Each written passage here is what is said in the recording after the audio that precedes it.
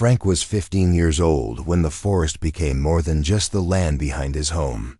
He lived in a quiet rural area where the nearest neighbor was far enough away that nights felt empty. When the wind moved through the trees, it was loud enough to be heard from his bedroom window. Those sounds had always been there, steady and familiar. Frank was not a boy who caused concern. He did well enough in school, followed rules, and rarely complained. He simply preferred being alone. After classes, he often walked the narrow trails near the tree line, taking the same paths he had memorized since childhood. He noticed small things: fallen branches, fresh tracks in the dirt, changes in the air before rain. The forest did not excite him, it calmed him. It was the one place where he did not feel rushed or watched. His home life was simple. There was no drama, no hardship worth mentioning. Evenings passed quietly, mornings came early. Frank carried on with the steady routine of a boy growing into adulthood without drawing attention to himself. Nothing about his days hinted at anything unusual, no warnings, no strange signs. At 15, Frank believed life followed predictable lines. People grew up, moved on, and left childhood behind. The forest, he thought, would always remain the same, unchanging, silent, and distant. He had no reason to believe that a single walk would alter the course of his life. At that moment, the woods were just woods, and Frank was just a quiet boy who trusted them. The first sound reached Frank before he saw anything. It was faint, uneven, and unfamiliar. Not the sharp cry of an animal, and not the wind either. It came from deeper in the forest, off the trail he usually followed. Frank stopped and listened. The sound came again, soft, strained, almost hesitant. He moved carefully toward it, stepping around low branches and loose stones. As he got closer, the air felt different, still, heavy. When the trees opened slightly, he saw them. 3 small figures were huddled together near a fallen log. They were covered in dark matted fur and pressed close as if for warmth. They were not animals Frank recognized, yet they were not fully strange either. Their movements were slow, unsure. One of them lifted its head and looked directly at him. They were young, very young. And they were alone. Frank waited, expecting something larger to appear. Nothing did. No warning sounds. No signs of adults nearby. The forest remained quiet, almost watchful. The smallest of the 3 shifted and made the sound again, the same weak noise Frank had heard from a distance. He understood, without knowing how, that they were baby Bigfoots. They were thin. Their fur was dirty. One had a scrape along its arm that looked fresh. Whatever had happened, they had been left behind or had lost the only protection they had. Frank felt the weight of the moment settle in. This was not something he could explain, and it was not something he could ignore, standing there, alone with them. Frank realized that walking away would be the easiest choice. But it did not feel like an option. The sound reached Frank before he saw anything. It was soft, uneven, and unfamiliar. Not the cry of any animal he knew, and not the wind moving through branches. It came from beyond the trail he usually followed. Frank stopped walking and listened. A moment later, the sound came again, weak, strained, almost careful. He stepped off the path and moved slowly, pushing aside low branches and watching where he placed his feet. The forest felt unusually still. When the trees opened into a small clearing, he saw them. 3 small figures were crouched close together near a fallen log. They were covered in dark, tangled fur and pressed tightly against one another. They were not animals, yet they were not human either. One lifted its head and looked at him with wide, alert eyes. They were young. Too young to survive alone. Frank waited, expecting movement from the trees. He listened for heavy steps or warning sounds. Nothing came. There were no tracks nearby except their own. No sign of adults. The forest remained quiet, as if holding its breath.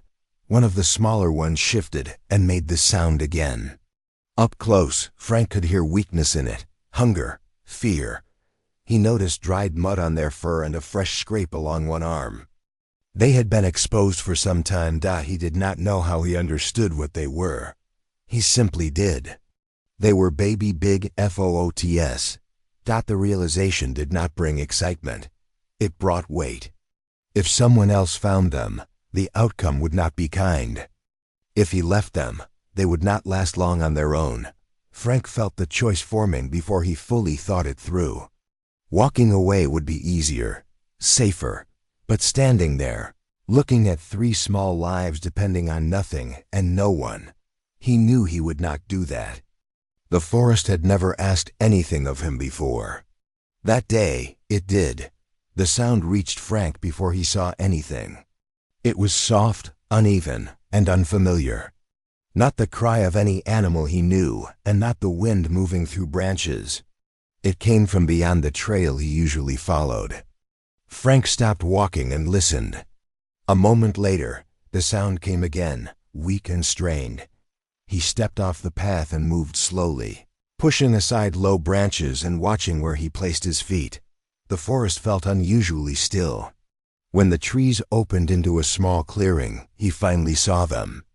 3 small figures were crouched close together near a fallen log.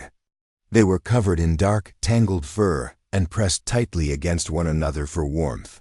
They were not animals, yet they were not human either. One lifted its head and looked directly at him with wide, alert eyes. They were young, far too young to survive on their own. Frank waited, expecting movement from deeper in the trees. He listened for heavy steps or warning sounds. Nothing came. There were no tracks nearby except their own. No signs of adults. The forest remained quiet, almost watchful. One of the smaller ones shifted and made the sound again. Up close, Frank could hear weakness in it, hunger, fear. He noticed dried mud clinging to their fur and a fresh scrape along one arm that had not yet healed. Whatever had happened, they had been exposed for longer than they should have been. Frank did not know how he understood what they were. He simply did. They were baby Bigfoots. A realization did not bring excitement. It brought weight. If someone else found them, the outcome would not be kind. If he left them, they would not last long. Frank felt the choice forming before he fully thought it through. Walking away would be easier, safer, but standing there, looking at 3 small lives with no protection, he knew he would not do that. The moment stayed with. Frank did not make his decision all at once. He stood there longer than he meant to, listening to the forest and watching the 3 small creatures shift against each other. They did not run. They did not cry out. They only watched him, cautious but too tired to be afraid. He backed away slowly, careful not to startle them, and returned home before nightfall. He did not tell anyone what he had seen. There was no one he trusted with it, and even if there had been, he would not have known how to explain it. Some things felt wrong the moment they were spoken aloud. The next morning, Frank returned. He brought what food he could carry and a small container of water. He left the items a short distance away and stepped back. The baby Bigfoots waited before moving, as if unsure of his intentions. When one finally reached for the food, Frank felt a quiet release in his chest. He stayed only a few minutes, then left again. This became his pattern. Each visit carried risk. If someone followed him, questions would be asked. If the wrong person found the creatures, they would not be protected. Frank chose a deeper, more concealed spot and guided them there slowly over several days, never forcing, never rushing. He learned when to approach and when to stay back. He learned their sounds and their silences. He kept his presence small and steady. Frank knew he was too young to be responsible for something like this. He also knew that no one else would be. There were nights he lay awake, listening to the wind and wondering if he was making a mistake. He imagined consequences he could not control. But every morning, the answer was the same. Leaving them was no longer an option.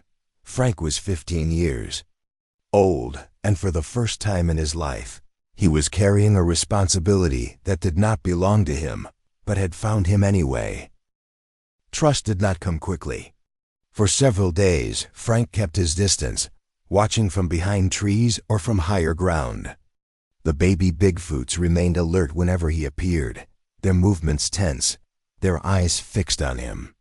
They did not approach unless he stepped back first. Frank adjusted his behavior without thinking much about it. He moved slower. He avoided direct eye contact. He sat on the ground when he stayed longer, making himself smaller. Over time, the tension eased. The creatures began to recognize his routine. They waited near the same spot each day. When he arrived, they no longer pressed themselves together in fear. One of them, slightly larger than the others, watched him closely while the other two stayed near the food. Frank noticed differences between them. One was cautious, another curious, the third quick to retreat at any sudden sound. These small details mattered. They told him how close he could stand and when it was time to leave. There were no sudden moments of connection. No dramatic gestures. Trust formed quietly, through repetition. Through days that passed without incident. Frank never touched them. He did not need to. His role was clear. He brought food, checked for injuries, and made sure the area stayed undisturbed. The forest provided the rest. As weeks passed, the baby Bigfoots grew stronger. Their movements became steadier. Their sounds softened. Fear no longer shaped every moment. Frank realized he was learning as much as they were. Patience, awareness, restraint. He learned that presence did not require control. In the silence of the forest, they came to an understanding that did not need words. Frank was not a threat. And for now, that was enough. Time passed in small, steady pieces. Weeks turned into months, and the changes came quietly. Frank grew taller, broader in the shoulders, his voice lowering as the seasons shifted. The three young Bigfoots changed as well, though their growth was faster and more noticeable. Their limbs lengthened.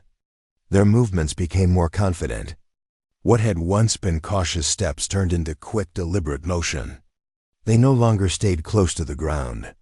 They climbed, tested their strength, and moved through the trees with growing ease.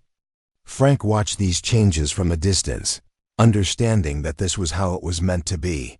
His visits became less frequent, not by design, but by necessity. The Bigfoots no longer needed him in the same way. They foraged on their own. They drank from the creek nearby. Frank still brought food occasionally, but more often, he came only to observe. The bond did not weaken. It shifted. They recognized him immediately when he appeared. One would pause and watch from the trees. Another would circle wide, alert but calm. There was no fear left in their posture. Only awareness. Frank understood that he was no longer a caretaker. He was a presence they accepted, nothing more. That realization carried both relief and loss. He had helped them survive the most fragile part of their lives, but he could not follow them into what came next. As the years moved forward, the forest seemed to reclaim them. They traveled farther, stayed away longer. Sometimes days passed without a sign of them at all. Frank did not force the connection. He never called out. He never searched. He waited. Growing up, he learned, was not about holding on. It was about knowing when to step back. The forest taught him that quietly, as it always had. By the time Frank reached adulthood, the three Bigfoots were no longer children. They had become something strong, self-sufficient, and distant, and Frank sensed that the time they shared was coming to its natural end. The separation did not happen all at once. There was no single day Frank could point to and say it ended there. Instead, it unfolded slowly. In the same quiet way everything else had between them, the three Bigfoots began moving farther into the forest. At first, it was only a matter of distance. They no longer waited near the familiar clearing. Frank had to walk longer to see any sign of them. Then came longer stretches of absence. Days passed without tracks, without sounds, without movement in the trees. When Frank did see them, something had changed. They stood taller now, their presence heavier, more commanding. They no longer approached him. They watched from a distance, alert and calm, as if measuring something he could not see. Frank understood what it meant. They were no longer tied to that place. And they were no longer tied to him. One evening, as the light faded and shadows stretched across the forest floor, Frank saw them together one last time. They stood near the edge of the trees, not hidden, but not close either. None of them moved forward. None turned away. The moment lasted longer than it needed to. There was no gesture of farewell. No sound. After a time, the largest of the three turned first. The others followed, disappearing into the trees without looking back. The forest closed behind them, quiet and unchanged. Frank stayed where he was until the light was gone. He did not feel anger. He did not feel regret.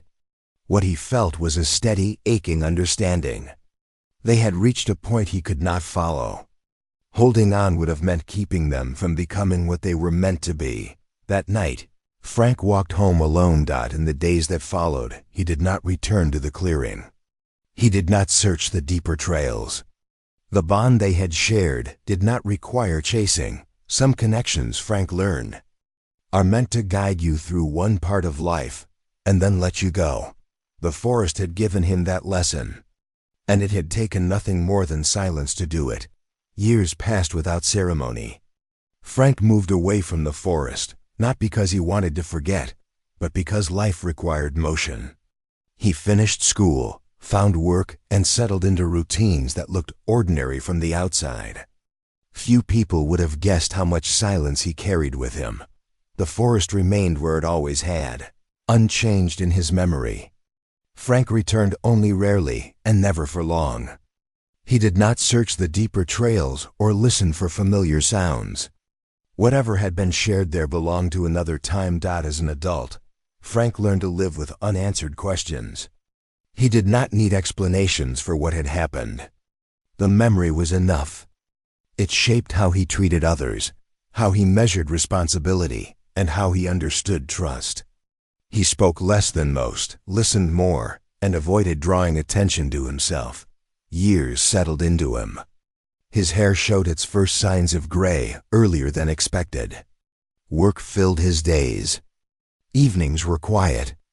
On occasion, something small would remind him of the forest, a heavy silence before rain, the pattern of shadows at dusk, but he never followed those thoughts too far. Frank never told anyone about the three Bigfoots. Not out of fear, and not out of doubt. The story did not belong to the world. It had asked something of him once, and he had answered. That was enough. Life continued, steady and unremarkable. And yet, beneath it all, Frank carried the sense that something unfinished remained. Not a debt, not a regret, just the understanding that some bonds do not end when distance is placed between them. They wait. Quietly. And one day, without warning, they return. He did not know when it would happen, or in what form. He only sensed that the forest had not finished with him. Time had not erased what was built there. It had only given it space to grow, unseen and patient, moving forward on its own path, until the moment arrived when silence would break, and recognition would follow. And when it did, Frank would understand that some beginnings wait years to reveal themselves, returning not as memories, but as living proof of what once mattered to him alone at last. Frank had not planned to go far into the forest that day. It was meant to be a short walk, nothing more. A habit he returned to when life felt heavy, when silence felt easier than conversation. The trails were narrower than he remembered, or perhaps he was simply more aware of his age now. Still, his steps followed the land naturally, as if his body remembered what his mind tried not to. The forest was quiet in a way that felt deliberate. Frank sensed it before he saw anything. The air felt still, thick with attention. He slowed his pace, stopping near a familiar bend in the trail he had not visited in years. The feeling settled deeper in his chest, the same weight he had felt long ago. Standing in a clearing with 3 small lives depending on him, then he heard movement. It was heavy, controlled, nothing like the quick sounds of deer or smaller animals. Frank did not turn right away. He listened. The sound came again, closer now. When he finally looked toward the trees, he saw them. 3 figures stepped out from the forest's edge. They were massive, taller than any man Frank had known. Their fur was darker, thicker, marked by age and time. Their presence filled the space around them, steady and unthreatening. They did not rush forward. They did not hide. They stopped where the light reached them. For a moment, Frank could not breathe. His hands trembled slightly at his sides. He knew before his mind caught up. The shape of their faces. The way they stood apart, yet together. The familiar awareness in their eyes. They recognized him. One stepped forward, just enough to close the distance. Its gaze never left Frank's face. There was no confusion in it. No doubt. Only certainty. Years fell away in that instant. Frank understood then that time had changed their bodies, but not what had been built between them. The forest had not erased that bond. It had carried it forward, letting it grow into something stronger. Something patient. The quiet stretched between them, unbroken. And Frank realized this meeting was not chance. It was a return. The danger announced itself without warning. A sharp sound cut through the stillness, followed by hurried movement deeper in the trees. Frank turned, instinctively stepping back, his heart pounding. He had no time to understand what was happening before the ground shifted beneath his feet, and he lost his balance. Sliding down a narrow embankment toward the creek below, the fall knocked the air from his lungs. Pain shot through his leg as he tried to move. He reached for something solid, but found only loose dirt and stone. For a brief moment, he was helpless. He never called out. Before he could gather himself, the forest moved. The 3 Bigfoots reacted instantly. One positioned itself between Frank and the direction of the noise, standing tall and unmoving.